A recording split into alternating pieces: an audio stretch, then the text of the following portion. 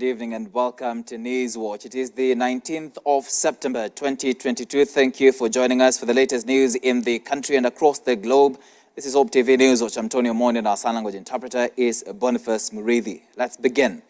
The world's longest-serving monarch, Queen Elizabeth II, has been laid to rest on Monday. A state funeral service was held in her honor at Westminster Abbey. Queen Elizabeth's coffin arrived at the Windsor Castle, her final resting place, after hours of matchless pageantry that brought world leaders to her funeral and hundreds of thousands of people to the streets to say farewell to a revered monarch. Kenya's President William Ruto and the First Lady Rachel Ruto were among leaders present at the funeral service. Grace Ongoi begins with this report. 19th September 2022 marks the end of the era of Queen Elizabeth II, who has been serving as Queen since 1953. An elaborate state service was conducted in her honor, one that has not been witnessed since the last state funeral of Winston Churchill 60 years ago. As part of the grand state funeral, her body first traveled to Westminster Abbey for a service in front of a congregation of thousands, including world leaders. President William Ruto and the First Lady Rachel Ruto were part of the congregation.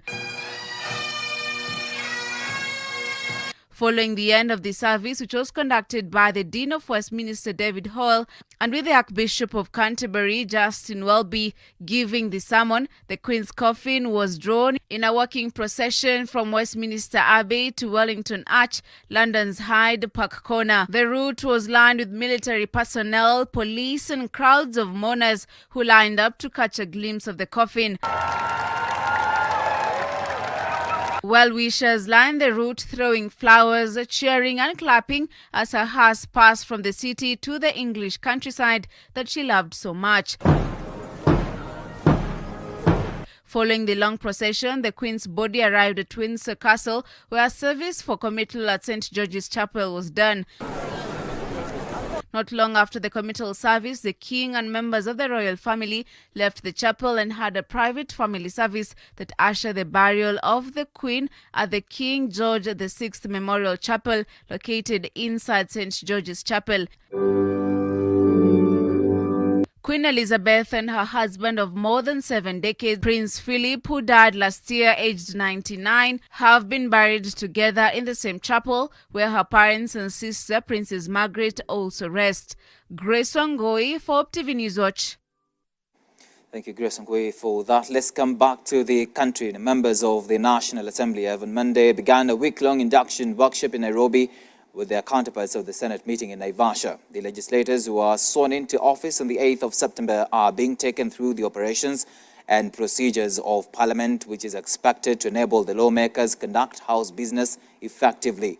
As Kennedy Kimani reports, Chief Justice Martha Koome missed the induction and instead was represented by the President of the Court of Appeal, Daniel Musinga. This is after a section of Azimio lawmakers threatened to stage a walkout over what they termed as dissatisfaction with the Supreme Court ruling that upheld President William Ruto's win. 11 days after they were sworn into office, members of the National Assembly began a week-long induction workshop on Monday with their counterparts of the Senate meeting in Naivasha, where they will be taken through the procedures of Parliament so as to enable the lawmakers conduct House business effectively. I know that I was privileged in a session like this 5 years ago to be adopted by the Honorable Pukose, Member of Parliament of Endebess, and he sat with me throughout the sessions in Parliament and helped me on many occasions to know what to do. I would ask him, I want to say this, and he would tell me, it's a point of order, and then I would go on. So yes, I ask each and every one of the senior members of Parliament to adopt a new member of Parliament. Chief Justice Martha Koome was expected to address the legislators on the interdependence between Parliament and the judiciary, missed the event, and instead was represented by President of the Court of Appeal, Daniel Musinga. This is after a section of Azimio lawmakers threatened to stage a walkout on the CJ over what they termed dissatisfaction with the Supreme Court ruling that upheld President William Ruto's win. Honorable Speaker, honorable members, ladies and gentlemen, Turning to the subjects of this induction workshop, I was asked to speak to you on the topic of interlinkages and interdependence between Parliament and the judiciary.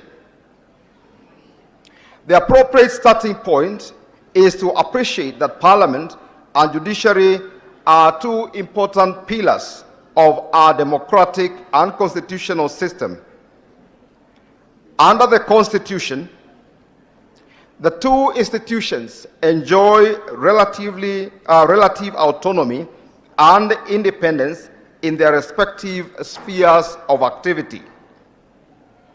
Despite this emphasis on the separation of powers, the Constitution, in its architecture and design, demands that state institutions embrace a dynamic relationship so as to work to meet and realize the hopes and aspirations of the people. The induction for both houses will come to a close on Friday, with the House sittings expected to resume on the 26th of September.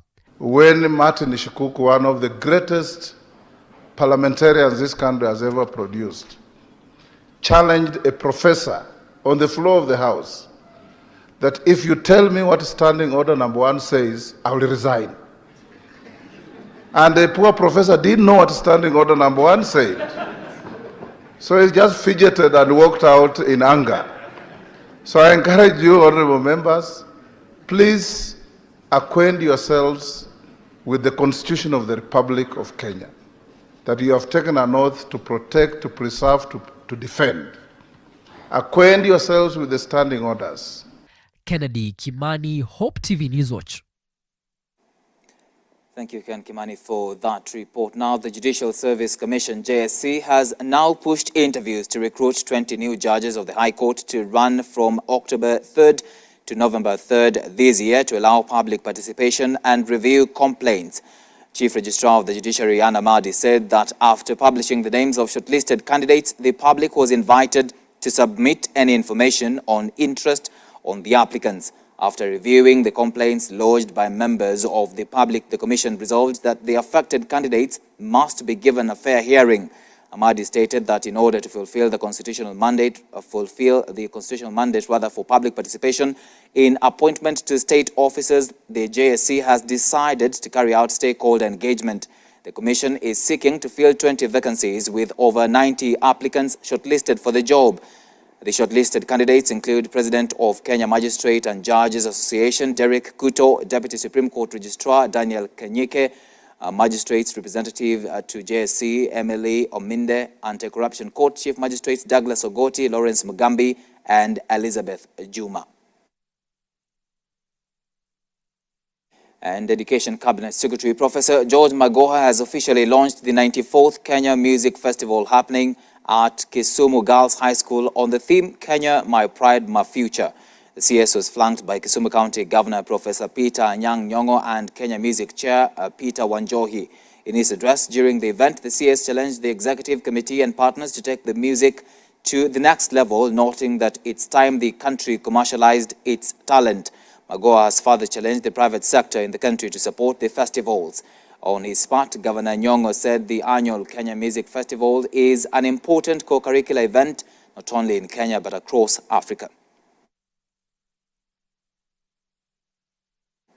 Moving on, Kenya on Saturday joined the rest of the world in marking the World Cleanup Day. Various cleanup exercises were conducted in the country to mark this day, including a cleanup of a section of Ololua Forest in Nairobi, which was done by the Friends of Ololua Forest in partnership with Kenya Forest Service, Kenya Inter-University Environmental Students Association, Wildlife Direct, and Wildlife and Environmental Club of Africa, Nazarene University.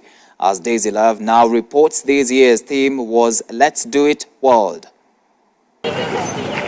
The World Cleanup Day is an annual global social action which aims to combat the global waste crisis through collaboration and cooperation between community members, governmental organizations, non-governmental organizations, global corporations, the private sector, and institutions of learning. The patriotism in us, feel proud that you belong here.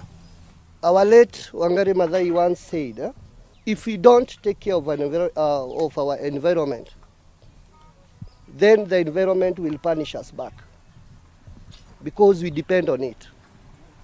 So kindly let us do this with a lot of joy, and knowing that we are even doing what God has asked us to do, to take care of His creation. Of course, we have been having problems within this area because the litter we see along the roads, it does not come from Gataka. It comes from other areas. And that has been established by getting some of the waste. Tunafungua, tunaona some receipt books from very far, as far as from Nairobi and everywhere. Government representatives, non-governmental organizations, students, and the larger community of Ololua came out together in large numbers to clean the Ololua forest in celebration of the day. Ololua forest is about 1,700 acres. It's a natural forest, of course. It's called dry forest, unlike the equatorial forest and other rain forest. But this one is a dry forest. So in Ololua, we've got quite a big chunk of the area which is degraded, and also we got threats like human activities. As you can see, there are several roads crisscrossing the forest. Of course, the SGR is one, and so because of this, a lot of illegal activities have been happening in our forest. One of the activities was people used to come inside, cut trees, and do all the manners. This initiative began in Estonia, a small northern European country, in 2008, where 50,000 people came together to clean up the entire country in just 5 hours. This inspired people worldwide to follow suit, sparking a global movement, bringing together millions of people towards the same goal of cleaning. This is our natural habitat, and if we continue dumping of waste, we are destroying the ecosystem. We are destroying the life.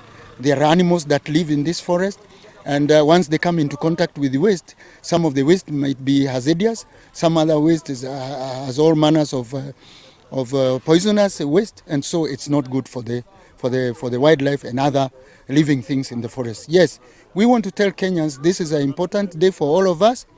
First and foremost, because it's called World Cleanup Day. Are we cleaning our neighborhoods? Are you cleaning in your house?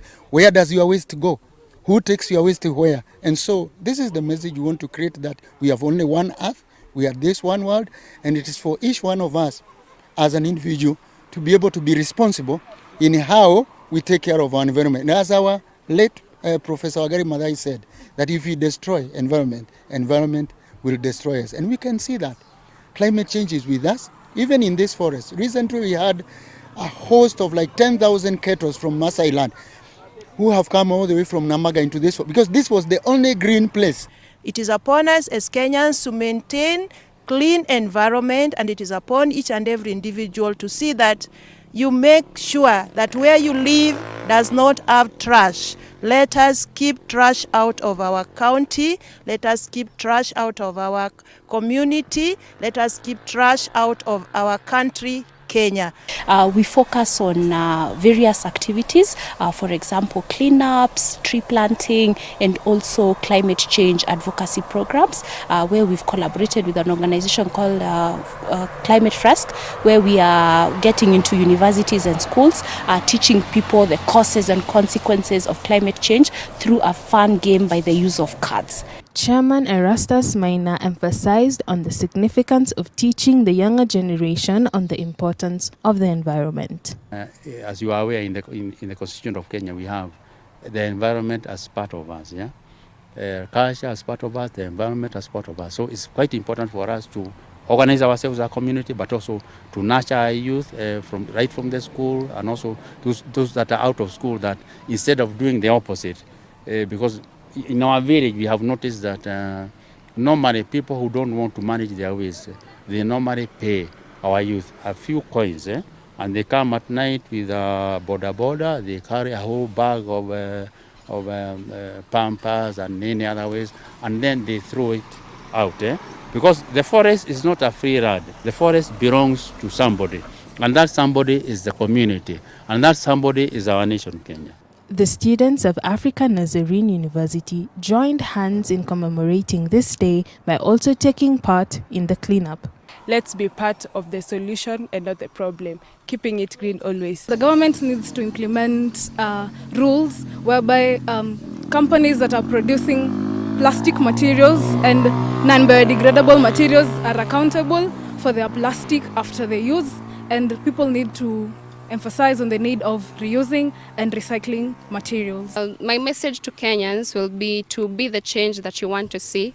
Let us dispose of our waste properly, from our houses to the industries, and for a better tomorrow, for greener and cleaner spaces.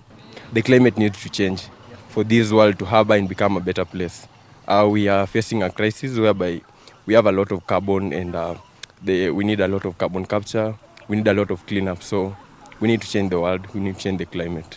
Don't be greedy. Be green! Well, the message is clear from the organizations that are represented, the government, the students and the community at large, that cleaning starts with you. I am Daisy Love for Hope TV Newswatch.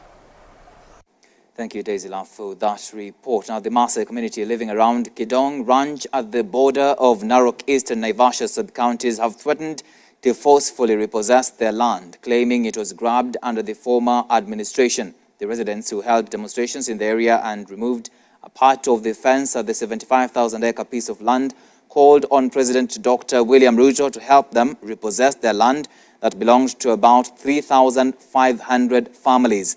William Sipai, a resident in the area, said he was born, raised and married in the land, but unfortunately they were evicted by persons with ill motives of grabbing their land.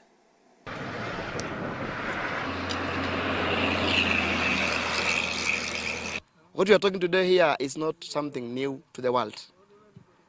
We have been crying since 2018 with the same issue.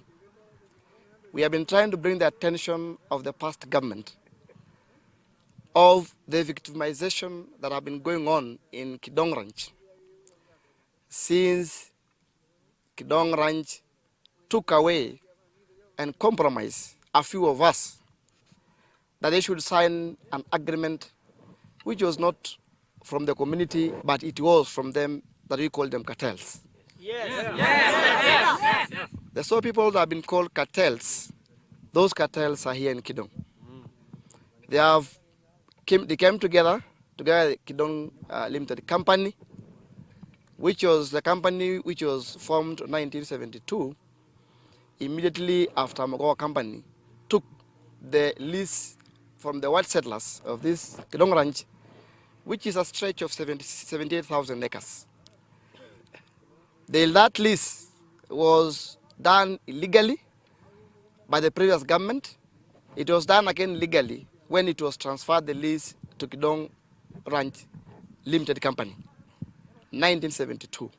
Baba yetu, raisi yetu ya asala, Mheshimiwa Ruto, tunasema okoa watu wako hapa. Ukiona hii mawaya wako hapa, hii mutaro wako hapa, amemaliza mbuzi yetu, amemaliza ng'ombe yetu, mpaka hata watoto ameangukia hapo na amekufa. Tumelia miaka mingi, lakini kuanzia dakika leo, hii waya tumekataa na tumekataa.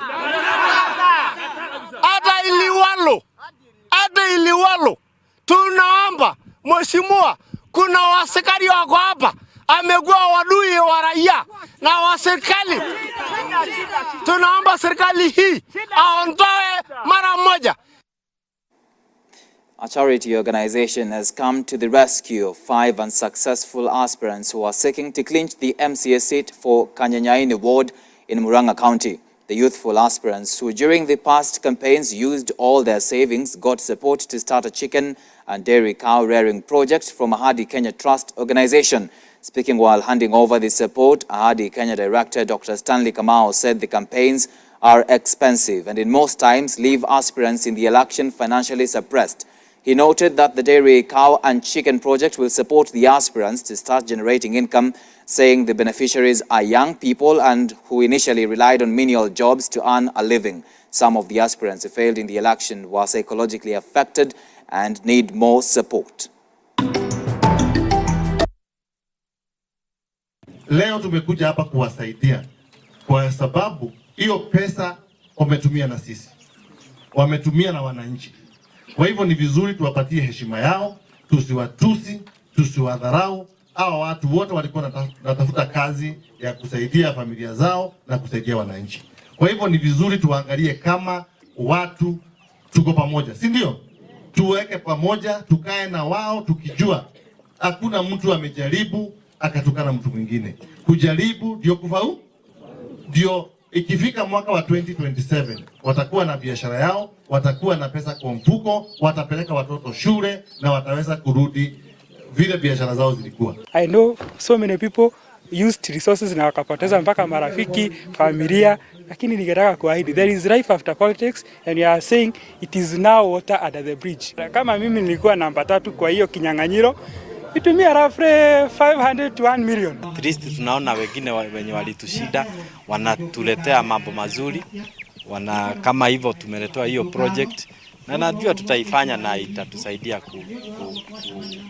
kupita hapo mbele. Kusimama kiti cha siasa sio uadui na mtu mmoja ndiye anachaguliwa. Hao wengine wote they are not losers. We are all winners. It's only that kura zao hazikufika zenye walikuwa wanataka. It is a very good initiative. We are starting to stay with them. We know they had their own agendas and manifestos. We are going to take some of their points and we are going to work with them and we are going to work together. Right, with that news, which now takes a short break. Still have more coming up shortly. Stay tuned.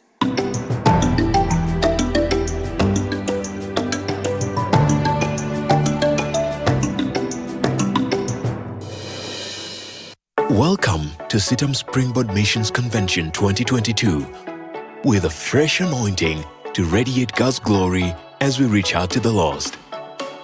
Join us at CITAM Valley Road from the 20th to the 24th of September 2022 at 2 p.m. daily. The convention themed Till the Whole World Hears will definitely revive and uplift your faith. Anointed speakers include, among other speakers, Bishop Callisto Odede, the presiding bishop of Christ is the Answer Ministries, a renowned and passionate international speaker on missions. Dr. Sami Wanyonyi, the founder and lead evangelist of Shine in the World Ministries, based in Minneapolis, USA, who has preached the good news of Jesus Christ to millions of people in North America, Africa, and Asia. Yes, in this world of bad news, in this world of fake news, the gospel is more relevant than ever before. Dr. George Ogalo, the Chief Operating Officer at the International Fellowship of Evangelical Students, IFES, and Dr. Stanley Mukolwe, the Director of Family Life Ministry at the Navigators in Africa and highly sought-after speaker on family ministry, parenting, mentoring, and leadership development. And this gospel of the kingdom will be preached in the whole world as a testimony to all nations, and then the end will come. Matthew chapter 24 verse 14. Don't miss, for this convention is meant for you. Save the date. Entrance is free. For more information, visit springboard.citam.org. Spread the word and use the hashtag Springboard2022 to join the conversation. All are welcome.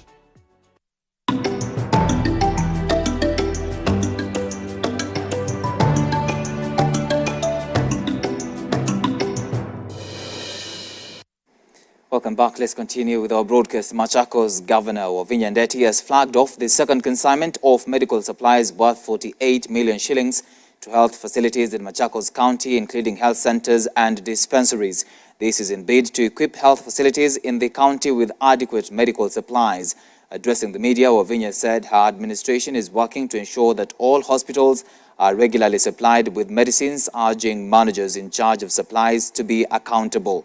She also led the installation of a bulk liquid oxygen tank at Kangundo Hospital to equip the new ICU in an effort to decongest Machakos Level 5. 2 weeks ago, We dispatched emergency supplies and promised to deliver full supplies immediately. Today, we are distributing the rest of the drugs and non-pharmaceutical items. This will be done in 2 phases, those from KEMSA and those from other suppliers. This is part of the 100-day Rapid Resort Initiative, RRI. The supplies being dispatched today are worth 50 million. From now on, my government will ensure that all hospitals are fully supplied with essential drugs on quarterly basis. All managers in charge of supplies must be accountable for receiving, use, and security of the supplies. Madawa tutaleta hospitalini. Madawa kutoka leo, hizi zinatoka hapa leo, ziende mpaka kwa dispensaries. Ndio watu wetu waweze kutibiwa mashinani. Na nyinyi mtu support, na ningewaomba wale hawako ndani ya NHIF, tafadhali waingie kwa NHIF. Kuna mikakati tunaangalia, tuone kama tunaweza kulipia wale disabled na wale wako over 65 years. Hao tuwalipie NHIF. Lakini wale wengine wajikakamue, si ndio? Kama ulipii baba yako na mama yako wako over 65 NHIF, kwa nini wewe usijilipie NHIF? If you are there, we also get benefits for cancer treatment. Kwa hivyo mimi ningewaomba tafadhali tuingie kwa NHIF ndio tuweze kusaidika, na mchunge madawa. Tusiwe na wastage yeyote. Nisikute madawa ya serikali yanauzwa kwa chemist. Vile nilisema tena, mimi nikikupata ikiuzwa, hata sio mimi nitafunga duka yako. Raia ndio watakuja kufunga. Na mimi sitaki kufika hapo. Tunaelewana? Because there must be law and order. And to Kajiado County now, pastoralists in Kajiado Central, Kajiado County have decried worsening state of pasture due to drought being witnessed in the region. The drought has resulted in higher prices of hay being sold by suppliers, lack of water for livestock, and poor prices whenever the residents want to sell their livestock.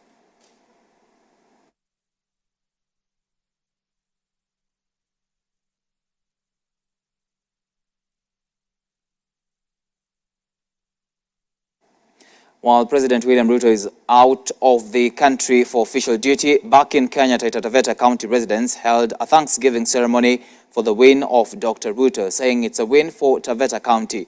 During the celebrations, Taita leaders reminded Dr. Ruto of his promises during the campaign period, asking him to fulfill all promises, including ending historical human-wildlife conflict and job creation. Ukiuliza mwananchi wa kawaida hapa na matumaini makubwa, manake changamoto kila eneo la Kenya lina changamoto. Taita Taveta pia tuna changamoto nyingi, Taveta pia kuna changamoto nyingi, lakini matumaini ni kwamba kwa vile jirani yetu amekuwa basi rais wa Kenya, basi tutapata nafasi ya kumweleza zile changamoto tunazopitia, na si yeye direct pekee yake, vile vile na wale viongozi wengine, na tuna matumaini makubwa kwamba kilio, changamoto za Taita Taveta zitasikika katika ngazi ya juu. Na changamoto hizo ni pamoja na changamoto za mbuga za wanyama, ile changamoto ambayo tuko nazo zinajulikana Kenya nzima, kwamba mapato yanatokana na mbuga ile iweze kurudi hapa katika kaunti ya Taita Taveta. Agenda ya rais ni moja, ambayo ndio sababu sisi tunakubali. Anaposema bottom up, ina maana kunyanyua mtu wa chini kwenda juu. So Taveta tuna imani katika programu yake ya bottom up. Yeye kwanza ni mfugaji. Ana boma hapa Mata, ana kilimo hapa Mata, na sasa hivi ukienda shambani kwake kama umeangalia vizuri, sasa hivi kuna Twiga Farms wako pale, wametoa ajira zaidi ya watu 3,000. Vijana wetu wamepata kazi, na hiyo ilifanyika kabla hajakuwa rais. So tuna imani ana program nzuri ya kilimo, atapanua kilimo, tuna imani viwanda vitakuja. Si alituahidi barabara hii ya Chala Njukini kwenda Ilasiti tutaweka lami. Si alituahidi barabara ya lami paka Mata pia itaingia. basi ni jukumu letu kama viongozi na marafiki wake, na sisi tunaongea si kama viongozi wa upinzani, lakini kama viongozi wa chama tawala na marafiki wa Mheshimiwa William Samoei Ruto, kwamba tutamkumbusha hayo yote kuhakikisha kwamba yametendeka na Taveta imesonga mbele. And in Turkana, communities living in Komote Island along Lake Turkana have called on the government to prioritize their well-being even as the new administration settles in. Speaking to Hope Media, the community, which focuses on fishing as a main source of income, lamented a lack of market for their fish. The fishermen, who thanked President William Ruto for visiting them during the campaigns, called on him to remember to keep his word and initiate efforts geared towards transforming their livelihoods.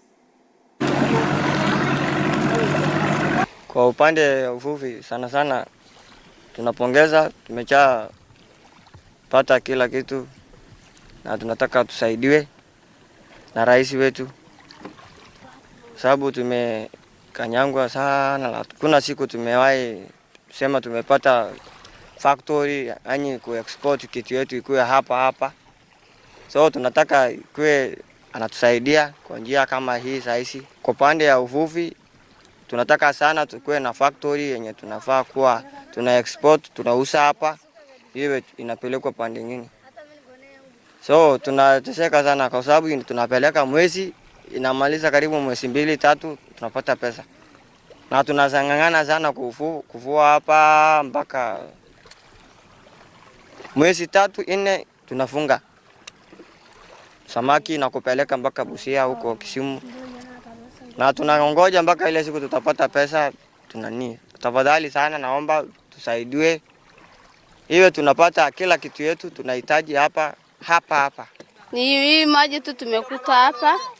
Wakati sisi tulisaliwa ni hii maji tu ndio tunakunywa. Hata kina baba yetu, mama yetu, hii maji tu ndio wanakunywa. Hakuna maji fresh. Ile nyingine tumesema kana iko bandele, washa tuende tushote ama tukunywe. Hii maji tu. Asikia tunaogea, tunakunywa, tunapikia. Hii maji tu, hakuna maji nyingine fresh. Let's move to Mombasa County, where Pwani Youth Network and Plastiki Rafiki CBO have partnered into a partnership to recycle plastic waste in Mombasa County, Bangladesh informal settlement. Plastic Rafiki is a student-led club at the International School of Kenya based in Nairobi, involved in combating plastics pollution by empowering communities to earn a living by recycling plastics through creating manufacturing techniques and product designs.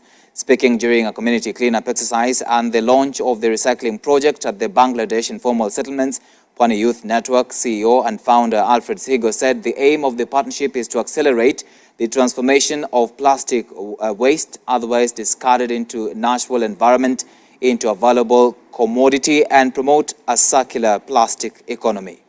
As you can see just right behind me, Bangladesh is not very clean as we would want it to be.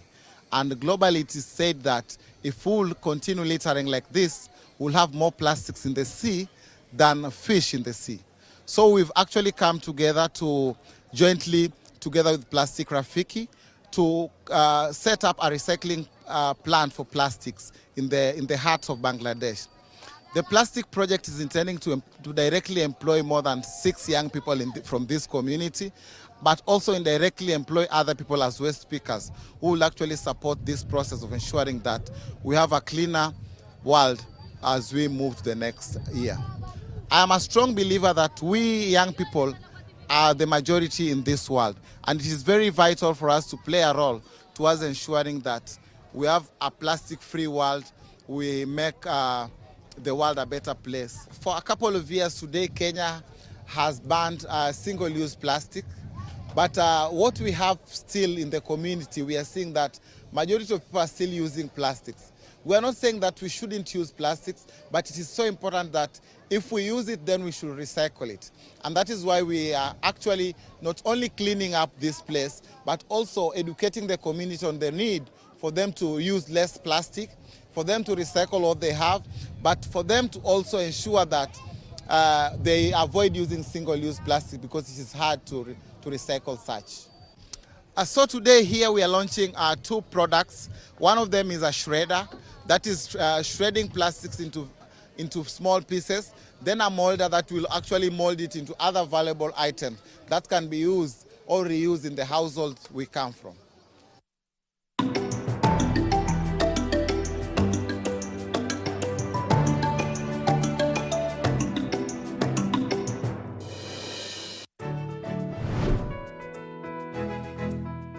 Ensuring good health and promoting well-being of all people is important in building a prosperous society. On Health Check, you get informed and empowered on various medical conditions, their treatment and preventive measures. When you ignore gum disease, then the same tooth will start to appear slightly longer. You also get your health question answered live by our doctors in studio. The medication she's receiving is for the nostrils. This child should be feeding enough to gain weight. And you do a little bit of exercise. It even helps with the breast milk. If you feel like you have an instinct that things aren't quite where they should be for your child, the onus is on you to seek an evaluation. This is to help you make best choices about your health and your well-being. Stay tuned for brand new episodes of Health Check with me, Grace Mutiso, every Tuesday on Hope TV. Look and live.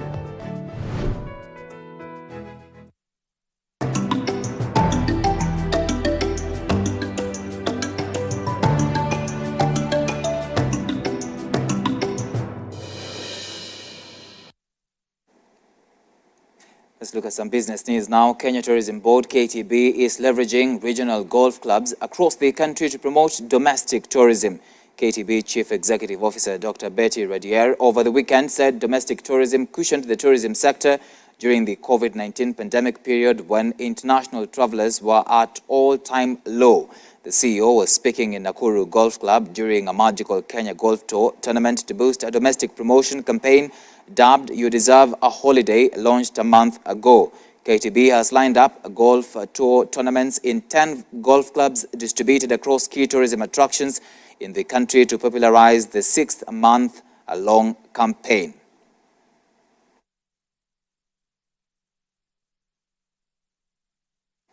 And the country has lost 25% of its horticulture market in the EU following Russia's invasion of Ukraine early in the year. The rise in the cost of living caused by the war has affected consumers' purchasing power, leading to a drop in demand for cut flowers and vegetables in the EU market. There is, however, hope that the prices of fuel will fall in the coming months, a move that will reduce the high cost of production. This emerged at the end of the two-day Naivasha Horticultural Fair, which brought together close to 200 exhibitors who had turned up to showcase their products and services. According to the fair chairman, Richard McGannell, the sector continued to record various challenges which were adversely affecting production.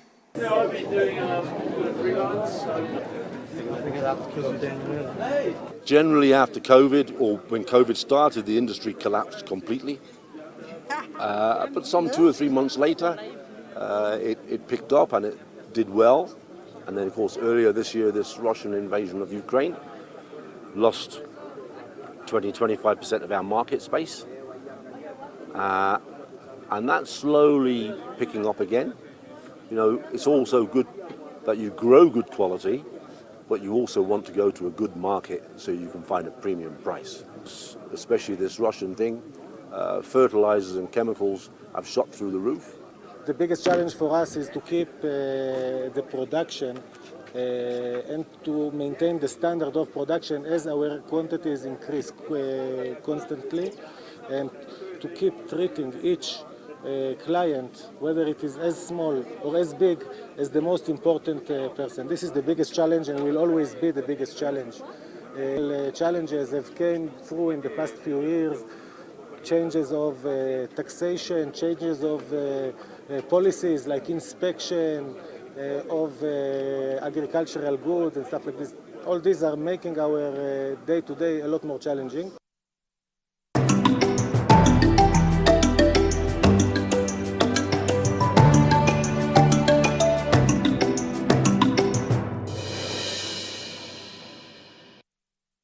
And to some sports news now. Arguably the greatest marathoner of all time, Eliud Kipchoge, is expected to add another Berlin Marathon title to his glittering list of achievements when he laces his shoes for the event on 25th September. The 37-year-old broke the world record in Berlin in 2018, running a stunning 2 hours, 1 minute, 39 seconds and returning to Berlin not only as the fastest marathoner ever, but also as one of the greatest athletes of our generation. The whole course of Berlin is really smooth. It's a flat course whereby if you have trained well, then it can go with my muscles and it can make me to run, even run, really even run fast and even run for long. When it's raining, even in the morning, I just put on the clothes, put on a rainy jacket and move on. I'm not the only one who is actually affected by the weather, but all of us in the race actually is having that disadvantage.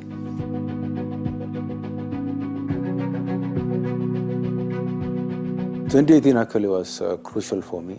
It's really different. I can't describe the feeling, but you know, it's a sweet feeling that you are crossing the line with a world record in marathon, and it's double happiness. Double happiness with the first happiness for the winning and second happiness for the world record. We have been working hard for 5 months. We have been setting targets, working on it all through, putting my mind actually on the same goal for 5 months, and finally we achieved. So we celebrated at the finishing line and showed the world that actually you cannot achieve alone. You need a third hand to actually add some ingredients to your menu in order for you to perform well. And Limuru Country Clubs, Wamboi Gitonga carried a round of 40 points on the 13th event of the 2022 NCBA Golf Series at her home club on Saturday to claim the win in Division 1 category. Playing off handicap 18, Wamboi's efforts was enough to fend off the challenge by club captain Gitao Ngaruya, who closed his round with 39 points, playing off handicap 13. The Limuru leg was the 13th in the 2022 edition of the NCBA Golf Series, which will culminate in a grand finale tournament where the top 4 winners will enjoy a fully sponsored golf tour at the Fan Court Golf Estate in South Africa. I believe we have, at the end of the series, we're going to gather all the top winners for the grand finale. I think this time it will be in Muthaiga. I think previous year it was in Karen.